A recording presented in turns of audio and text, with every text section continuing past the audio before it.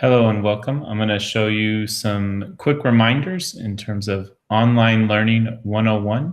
That's just the basics of what should we be thinking about with our online learning, or what should we be planning for. So the first thing is, well, how do I even get started? And that really starts with just logging in.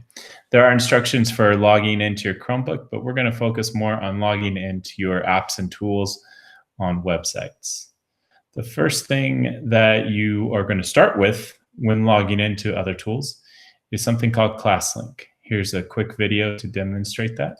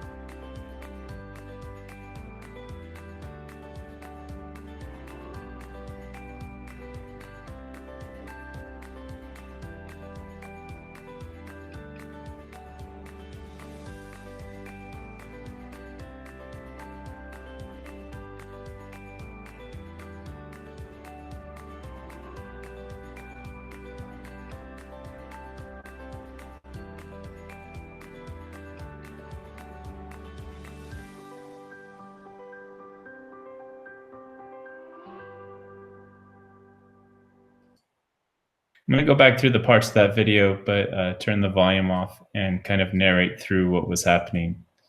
First, this tool ClassLink is kind of a hub for everything. You can get to it by going to any site, any webpage within our district, ParisUnionHighSchoolDistrict.org. You can go to hhs.puhsd.org. You click on ClassLink near the top of the page, and then sign in with Google. If you aren't already signed in, it will prompt you to enter your username and password, which is your ID number at my.puhsd.org, and then of course your password.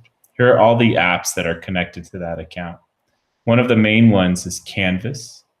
Canvas is a place where a lot of teachers use their online classroom, or where they'll have a welcome page that has more information about that. Another major tool is going to be Infinite Campus. This is your grades and attendance system, as well as a bunch of other information related to you as a student. And instead of using the your ID number at my.puhsd.org, you would just use your ID number. Same password though. You click sign in, and you'll be able to get into that app. So ClassLink should be your first step. There are other ways to get to things, but whenever we've had issues with logging in, almost always using ClassLink has gotten us there.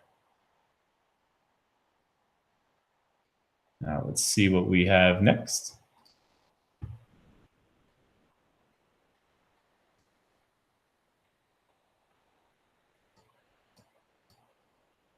Your class information. Okay, so for your class information, what you'll be looking for is something like a welcome page like this. And you'll find that when you go to Canvas and click on one of your classes. If your teacher uses Google Classroom, there's a very good chance that they'll have the codes for you to join your Google Classroom on this page. If they use Canvas, this might just have some general information about the class itself. So for my class here, students will go and click on this Join Google Meet during our synchronous sessions, and it's right there on the welcome page when they get there. And some basics. I'm going to play a little video and highlight some bullet points. It's not going to have any audio, but I'm going to narrate through what we see. So one of the things that we need to consider, it doesn't matter what age you are, is just your workspace, and are you going to be ready to learn? Don't try to show up with your mouth half full of food, but have some intent to actually participate within the class. This says don't eat or drink near your computer. It's just good practice not to have those things around an electronic device. So all those things have to do with your workspace. We know that for some of you, it might be harder than others to get to a quiet or professional type of workspace. We're just asking that you do the best with whatever you have. Distractions, like your other devices. We're not saying you can never have another device anywhere near you, but if it's a distraction, it's going to keep you from your online learning. We also want you to just be respectful. A nice, easy way to say that is just be nice, be kind, be helpful to others. And another way of saying that is take turns, especially with these online video conference sessions. You're going to feel challenged in trying to share your voice or make your expression. It's just a lot different than talking in person. And we really need you to check in daily. So as you are going through the week, if there's a day going by that you didn't do something for school, you should probably take a look at what the items were for your class to take care of that week. If nothing else, a lot of teachers have just a simple Google form that's a check-in. You might be putting in your name, your period, and maybe even a comment about where you are with things.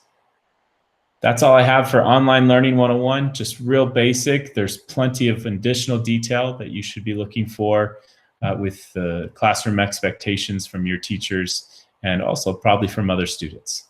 Thank you and welcome to Heritage. We're excited you're back.